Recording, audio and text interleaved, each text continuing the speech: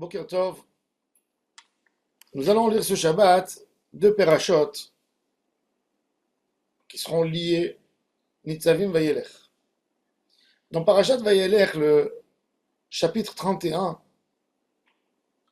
nous avons une mitzvah Ta'aseh min Torah, dans le verset Yud, mitzvah Akhel, réunir le Ham Israël. La fête de Sukkot, quand on finit la Shemitah, l'année de la Shemitah. Le peuple d'Israël entier se réunit au temple et il faut lire, le roi lit depuis le début de Elea Devarim, il lit le livre de Mishneh Torah. On lit le livre de Devarim en public, le roi le lit à voix haute et il y a des centaines de milliers qui entendent les paroles de Torah du roi, parce que le livre de Devarim, il inclut toutes les mitzvot pratiquement de la Torah, et on fait un restart de tout. Qui c'est qui doit être là-bas? Personnes âgées, des jeunes, les hommes, les femmes, et puis quoi encore? Les enfants, ve'ataf. Là, on voit, c'est une mitzvah, d'ailleurs, dans la Torah, toutes les mitzvot, elles dépendent de l'âge de 13 ans pour un homme et 12 ans pour une fille, bar mitzvah ou bat mitzvah. Et là, on demande, la Torah, elle te dit, amen, même les petits, qui ont 3 ans, 4 ans. Déjà, nos sages, ils ont posé la question. Ils disent, ok, à Anashim, les hommes, ils sont venus l'ilmod Torah. Trouver un chidouche, entre eux, ils se parlent, on dit vrai Torah, ah, qu'est-ce qu'il a dit là? C'est quoi? Les femmes ne sont pas ordonnées sur le limud Torah, mais elles viennent l'ishmoa, elles viennent d'entendre. Et nos sages disent, et les enfants? Qu'est-ce qu'un enfant de 3 ans, il doit venir faire?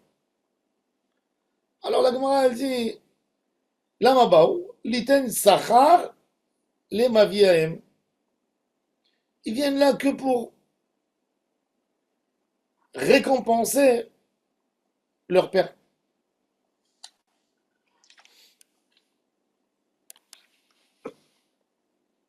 Et la question qui se pose, c'est quoi récompenser leur père?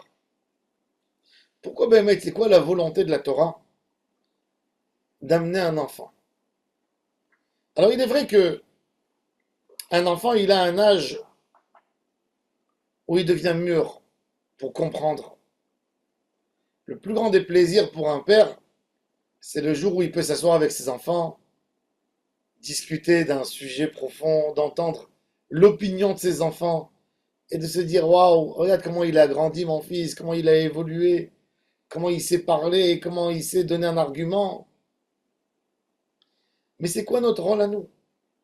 Le rinour. Un enfant, quand il est parti avec son père, il avait 3 ans, 4 ans. C'est pas qu'on est dans une voiture, on arrive au parking, on sort, on marche à pied 150 mètres. L'enfant, il a dû marcher, on l'a mis sur un âne, il a quitté Tibériade, il est parti 10 jours. Et on explique à l'enfant, tu vas venir au Beth Amikdash pour écouter le roi qui fait sortir les rouleaux de Torah et il va lire. L'enfant, il ne sait pas ce qui a été dit. Le lendemain, il ne se rappelle pas, mais il se rappelle qu'il y a eu un grand événement, qu'on a dû partir pour écouter les rouleaux, que le roi était en train de mentionner quelque chose d'un rouleau. Ça, c'est Chinour. Ça, c'est un événement qu'on ne peut jamais oublier. Et on a besoin, quand on fait Torah, Mitzvot et Maasim Tovim, de mobiliser nos enfants là-dedans. Abraham Avinu, Akadosh Baruch Hu a dit à Abraham, tu sais pourquoi je t'aime? Tu sais pourquoi je t'ai choisi comme patriarche? Parce que je sais que même si tu ne seras pas là par ton éducation, tu as tout fait pour que tes enfants, ils continueront à faire ce que tu as fait. Le Icar du Chinour de la Torah, c'est faire admirer aux enfants les mitzvot, les maasim tovim. Leur donner une admiration. L'enfant, il n'a pas l'âge d'entendre un contenu d'un texte. Il n'a même pas l'âge de comprendre c'est quoi les mitzvot. Mais il se rappellera toute sa vie qu'il a voyagé des jours avec son père pour aller entendre quelque chose au Beth Amikdash. Si tu as fait rentrer ça chez l'enfant, tu as tout gagné. Si l'enfant il sait, papa il va à la synagogue, papa ce soir il étudie avec son chavrout à une fois par semaine, il va toujours étudier la Torah. Pour l'enfant c'est devenu une valeur. Vous savez, les Havdil, un enfant, il soutient l'équipe de sport que son père soutient. Un enfant, il veut avoir des chaussures comme son père, il va avoir la veste de son père, il va avoir le t-shirt de son père. Parce que l'enfant veut avoir ce que le père a. Si le père est intelligent, dans l'éducation, il doit faire admirer, à travers ce qu'il fait, admirer ses mitzvot pour les enfants. Il y a une histoire extraordinaire, une histoire véridique. Un homme, il allait au Beth Midrash le soir, après le jour du travail, la journée de travail. Il rentrait au shiur Torah qui avait le soir, il faisait la Gemara. Et le monsieur, il est assis à côté du rabbin. 3 minutes dès qu'il est rentré, il s'endort, il ronfle. Et chaque fois, les gens le bougent la main, il se réveille. Et il fait ça, hop, il retombe. Vous savez, quand vous faites ça une fois, ça va. 2 fois, ça va. Mais à un moment, celui qui donne le cours de Torah, il est vexé, il se pose même des questions. Peut-être mon contenu n'est pas intéressant si les gens s'endorment. Un jour, le Rav qui donnait le cours prend le monsieur de côté et lui dit: je comprends que tu es fatigué, mais moi je suis vexé un peu. Franchement, pourquoi tu viens pour dormir? Il ne voulait pas l'humilier, mais il lui a dit: ça gêne les autres, des fois tu ronfles. Et il a dit: Rabbi, regarde, moi, je travaille très très dur. Dans ma maison, je ne suis pas le plus grand des religieux. Mais je sais que la Torah, c'est la plus belle des valeurs. Je ne suis pas un érudit. Je ne suis pas quelqu'un qui sait expliquer. Mais mes enfants à la maison, moi je leur dis chaque fois, je vais étudier la Torah. C'est la seule chose que je dis à la maison. Mes enfants, ils savent que papa rentre épuisé du travail. J'attends à la maison, je reste debout pour aller au Beth Midrash faire la tfila et étudier 1 heure de Torah. J'ai honte si mes enfants vont me voir ici comme ça, c'est vrai.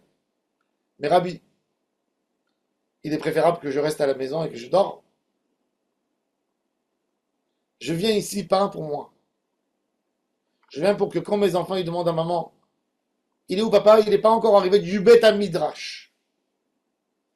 À travers ça, mes enfants ils vont savoir qu'un juif doit être au Beth Midrash tous les jours. Le Rav lui a dit: tu as gagné, j'ai rien à dire. Rien à dire. La mitzvah, le ikar de la mitzvah, c'est pas forcément ce qu'on va transmettre à nos enfants.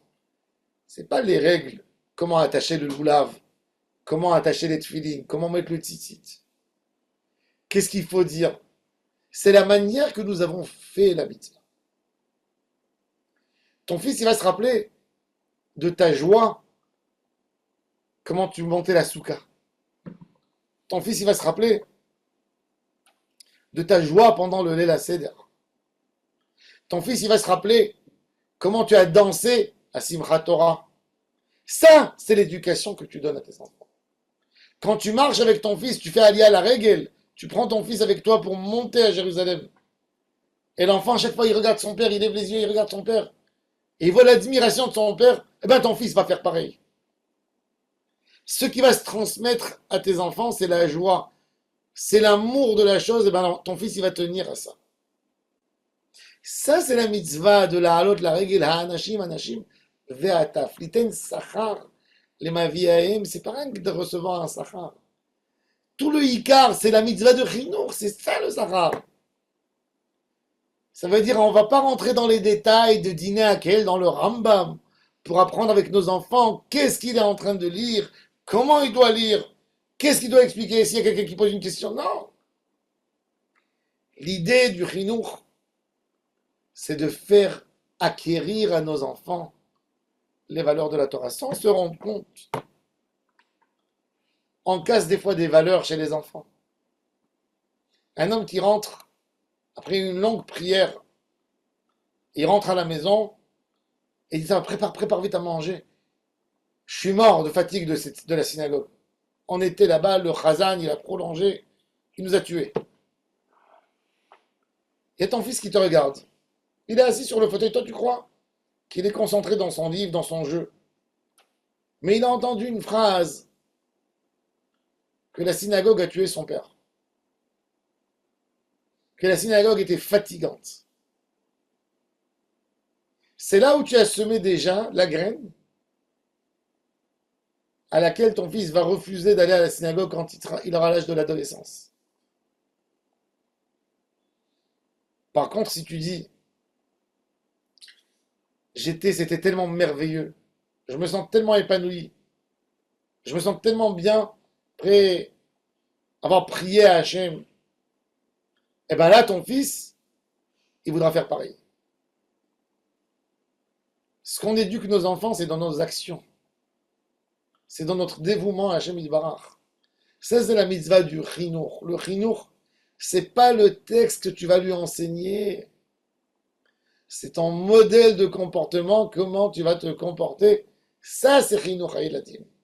Et ça, c'est un exemple extraordinaire que la Torah nous montre. Elle met l'accent sur le chinour. Hakel et anashim, anashim ve'ataf. Vegerecha asher bishara. Leman yishmeu. ולמען ילמדו ויראו את השם אלוהיכם ושמרו לעשות. Qu'est-ce que la Torah nous dit? Ou bénéem, les enfants. Mais les enfants, ils n'ont rien compris, les enfants, les petits. Asher lo yadou. Ils ne savent pas, ils ne sont pas dans l'âge de la connaissance. Ishmeu velamdu leir aet Hashem. Leur étude, c'est pas l'étude de la Torah. C'est l'étude de la crainte d'Hachem. Ça, c'est la transmission. Ça, c'est le chinour des enfants. Le chinour des enfants, c'est pas le contenu de la Torah, c'est les actions qui amènent vers l'Hirat Shamayim. C'est comment je instaure dans le cœur de mon fils l'amour d'Hachem, l'amour de la tfila, l'amour de la Torah, l'amour de la synagogue, l'amour de son proche. Ça, c'est chinour. Et c'est selon ce que nous allons faire, la manière dont on va faire, que ça va influencer nos enfants. Baruch Adonai l'olam, amen.